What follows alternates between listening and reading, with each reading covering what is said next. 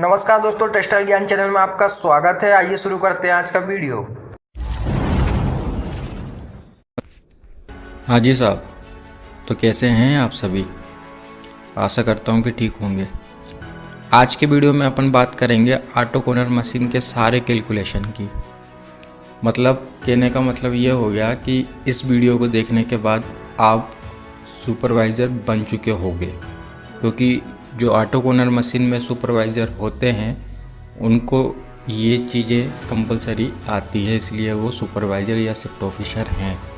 ठीक है, तो आज का वीडियो बड़ा ही जानदार है, इसको आराम से समझ के देखिएगा। तो आइए शुरू करते हैं सबसे पहले ऑटो कॉर्नर के प्रोडक्शन से। तो यदि हमें ऑटो कॉर्नर के प्रोडक्शन में 8 घंटे में पर ड्रम का प्रोडक्शन चाहिए, 8 घंटे की एक शिफ्ट होती है और हमें एक ड्रम से कितना प्रोडक्शन निकल रहा है 8 घंटे में ये मालूम करना है, तो आइए आगे चर्चा करते हैं। देखते जाइए स्क्रीन पे और समझते जाइए। तो कोई भी चीज़ का प्रोडक्शन निकालने के लिए हमें स्पीड और काउंट की आवश्यकता होती है।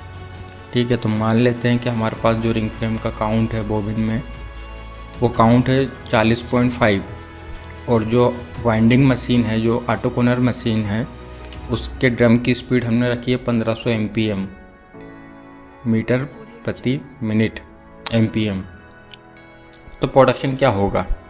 तो इसके लिए जो फॉर्मूला मैं यूज़ करूँगा, बिल्कुल शॉर्ट फॉर्मूला से आज समझाऊँगा, जो इंडस्ट्री में हर सुपरवाइज़र यूज़ करते हैं। तो इसके लिए प्रोडक्शन फार्मूला हो जाएगा 0.283 इंटू 1500 जो हमारी स्पीड है, डिवाइडेड बाय 40.5। ठीक है, तो फॉर्मूला क्या हुआ एक्चुअल में? 0.283 into speed divided by count, है ना। जो हमने अभी जो डिजिट हमारे पास है वो हमने रख दी, तो हमारे पास क्या आया? 10.48 kg पर 8 आवर पर ड्रम। मतलब एक ड्रम में 8 घंटे के अंदर 10.48 kg हमें प्रोडक्शन प्राप्त हो रहा है। तो यदि हमारे पास 60 ड्रम है तो इंटू हम 60 कर देंगे तो हमारे पास 60 ड्रम का प्रोडक्शन प्राप्त हो जाएगा। तो अभी हमने एक ड्रम के प्रोडक्शन की बात करी है ऑटो कॉर्नर मशीन में, है ना। तो मैं मोटा मोटा समझाते जाऊंगा, ज़्यादा डीपली जाऊंगा तो वीडियो बहुत ज़्यादा लंबी हो जाएगी। ठीक है, तो आप कैलकुलेशन बाद में करते रहना। अब हमारे पास जो प्रोडक्शन आया है 8 घंटे का 10.48, अब इसमें हम एफिशिएंसी जो हमारी मशीन की है उसको घटा देंगे। तो मान लो कि ऑटो कॉर्नर मशीन की एफिशिएंसी हमने ली 82%। देखो, एक चीज़ नोट करने के लिए है कि जो मशीन की एफिशिएंसी होती है ऑटो कॉर्नर मशीन में, यदि हम फाइन काउंट चला रहे हैं, पतला काउंट चला रहे हैं, तो एफिशिएंसी ज़्यादा आएगी मशीन की, और जितना कोर्स काउंट चलाएंगे, फैंसी काउंट चलाएंगे, उतने मशीन की एफिशिएंसी कम होती जाएगी। ये बात नोट करने की है, आप नोट करके रखिएगा।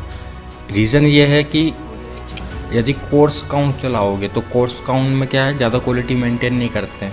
जो मिक्सिंग होती है वो इतनी अच्छी क्वालिटी की भी नहीं होती है, तो कट से ज़्यादा आते हैं, मशीन बार बार रुकती है, पैकेज जल्दी तैयार हो जाता है हमारा। तो इससे क्या है, मशीन की एफिशिएंसी ऑटोमेटिक लॉस होती जाती है।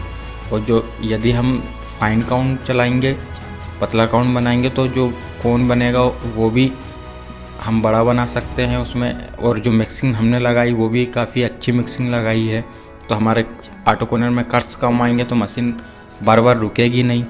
तो इन चीज़ों का फ़र्क पड़ता है। ठीक है, तो यदि अब हम एफिशिएंसी पे रख के देखते हैं तो हमारे पास जो प्रोडक्शन है 8 घंटे का वो है 10.48। अब हम परसेंटेज निकालेंगे 82% का एफिशिएंसी लॉस का, तो हमारे पास जो प्रोडक्शन प्राप्त होता है वो 8.59 kg पर ड्रम पर 8 आवर ये हमें प्राप्त होता है। ठीक है, आप स्क्रीनशॉट भी ले सकते हो या फिर लिख भी सकते हो। इसके बाद एक लॉस और होता है मशीन में, जिसको आइसोलेशन लॉस कहते हैं। मेरे पास एक कमेंट्स में भी क्वेश्चन आया था, आइसोलेशन लॉस के बारे में बताइए।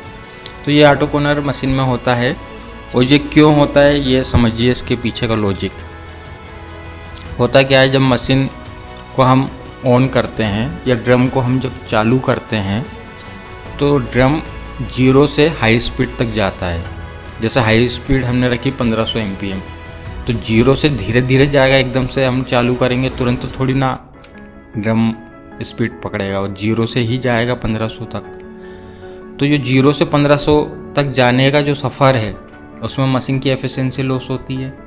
उसके बाद यदि अगर वही ड्रम हाई स्पीड पे अगर चल रहा है और किसी कारण से उसको बंद करना पड़ रहा है, तो वो 1500 से जब 0 तक का जो सफ़र तय करेगा उसमें भी मशीन की एफिशिएंसी लॉस होगी, है ना। अब जैसे कि मान लो कि मशीन में कट्स ज़्यादा आ रहे हैं, मटेरियल ठीक नहीं है रिंग फ्रेम का, तो कट्स ज़्यादा आ रहे हैं तो बार बार जो हमारा ड्रम है वो ऑन होगा ऑफ होगा, ऑन होगा ऑफ होगा, जिसके कारण हमारी एफिशिएंसी भी लॉस होगी, ठीक है। या बोबिन कंटेन कम है, उसके कारण भी ड्रम चालू बंद होगा। तो ये जो है आइसोलेशन लॉस ये हम 6 से 9% तक लेते हैं। इंडस्ट्री में 7 से 9% लेते हैं, बाकी स्टैंडर्ड में 6 से 9% हम लेते हैं। तो अभी हमारे पास जो एफिशिएंसी वाला प्रोडक्शन प्राप्त हुआ वो है 8.59 kg। अब हमारा जो आइसोलेशन लॉस है हम इसको भी ऐड करेंगे और एक्चुअल प्रोडक्शन हम प्राप्त करेंगे। तो 6% का अगर हम देखें 100 - 6 तो आएगा 94, डिवाइडेड बाय कर देंगे इसको 100 से तो 0.94 आ जाएगा। तो हमारा जो प्रोडक्शन है 8.59, इसमें इनटू करेंगे 0.94 का, तो हमारे पास जो प्रोडक्शन प्राप्त होगा वो 8.077।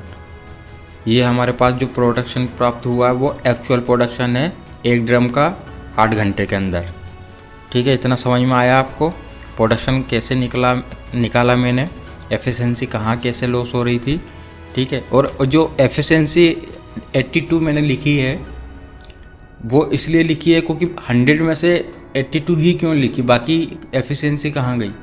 तो उसमें भी काफ़ी चक्कर है, जैसे कि कट्स आना, मशीन में अलार्म आना, है ना, या फिर बोबिन ठीक नहीं है वो चल नहीं पा रही है जिसके कारण ड्रम बार बार बंद होना।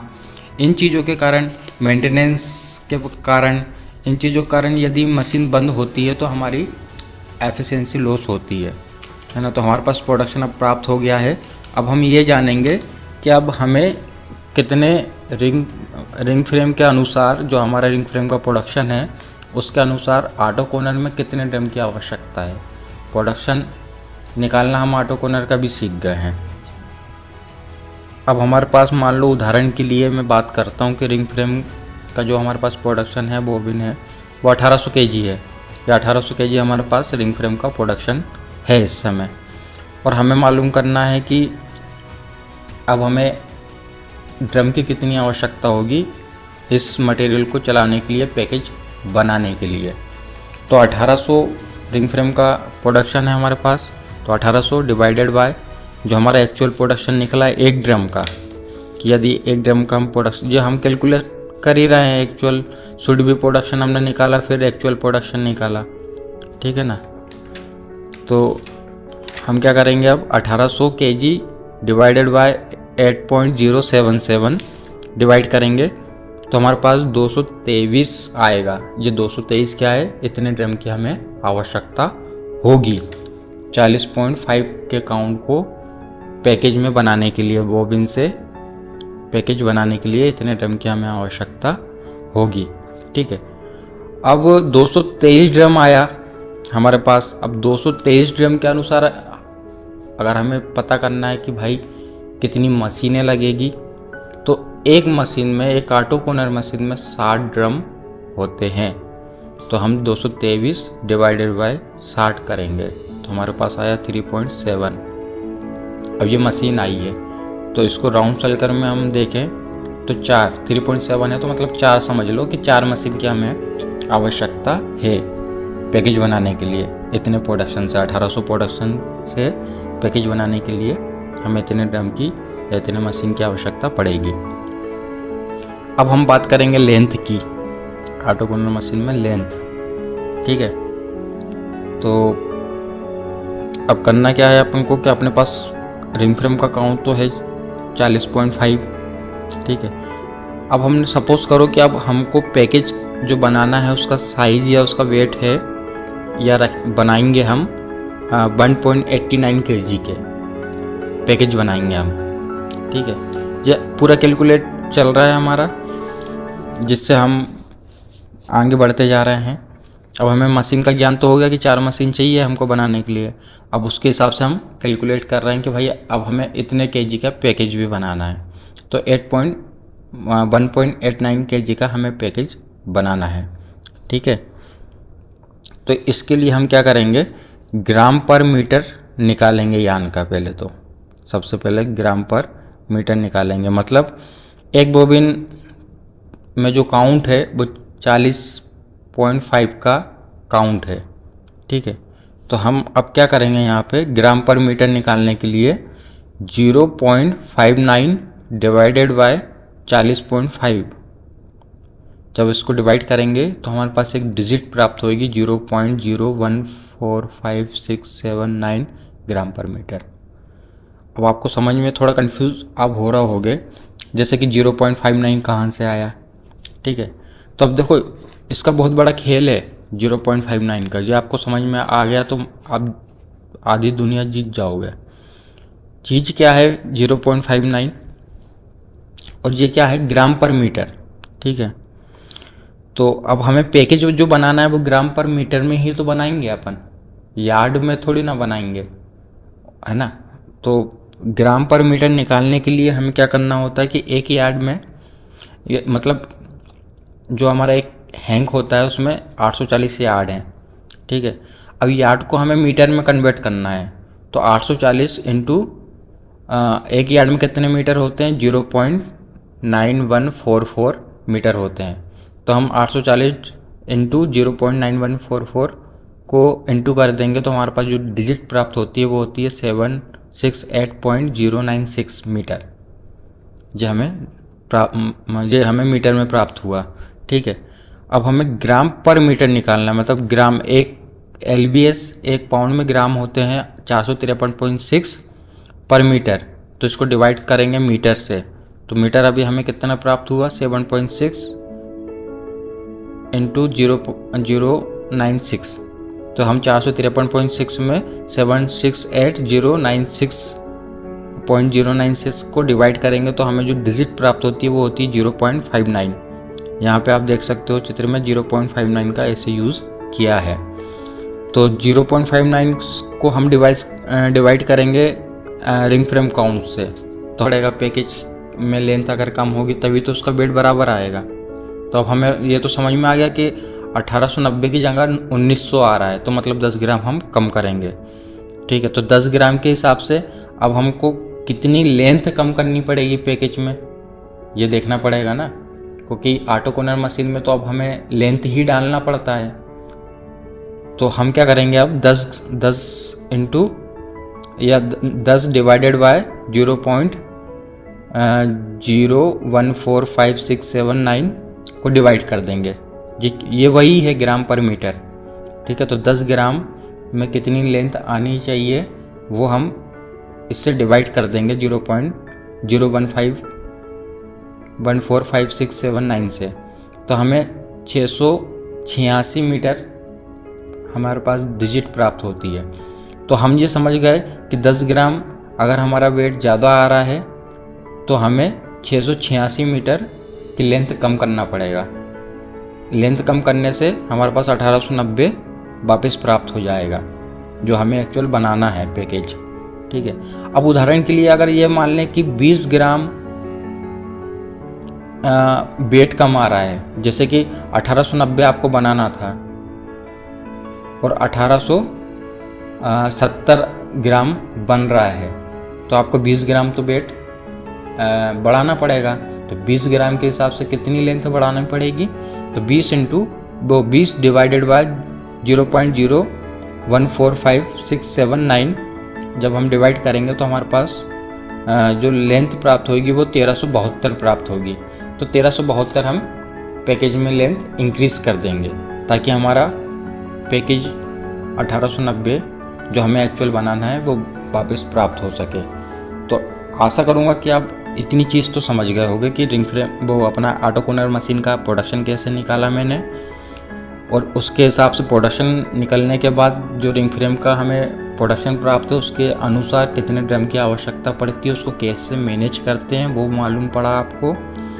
और इसके बाद जो पैकेज बनाते हैं उसके लेंथ को कैसे इंक्रीज़ कर सकते हैं, डिक्रीज़ कर सकते हैं, एक्चुअल वेट कैसे प्राप्त कर सकते हैं, ये चीज़ आपको समझ में आई होगी। नहीं भी आई होगी तो दोबारा वीडियो देखिएगा और कमेंट्स बॉक्स में मेरे से प्रश्न कीजिएगा, मैं उसका आंसर भी दूंगा।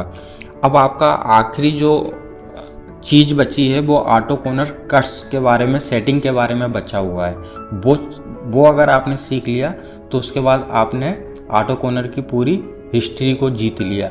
आप कहीं भी किसी भी मिल में ऑटो कॉर्नर मशीन में आंख बंद करके काम कर सकते हो। अभी तक आपने जितना सीखा इसमें तो आप सुपरवाइजर का काम 1 नंबर करोगे, और कट्स और सीख लिए, सेटिंग और सीख ली, तो आप तो ज्ञाता हो जाओगे ऑटो कॉर्नर मशीन में। ठीक है, तो वो मैं नेक्स्ट वीडियो में आपको बताऊंगा, इसलिए आप अभी तो चैनल पे बने रहिए, और आने वाले समय में मैं वो कट्स और सेटिंग के बारे में भी आपको डिटेल में अच्छे से बताने की पूरी कोशिश करूँगा। तो आशा करूँगा कि इस वीडियो से आपको सीखने को बहुत कुछ मिला होगा। वीडियो को शेयर करें, लाइक करें, कमेंट्स करें। धन्यवाद आपका।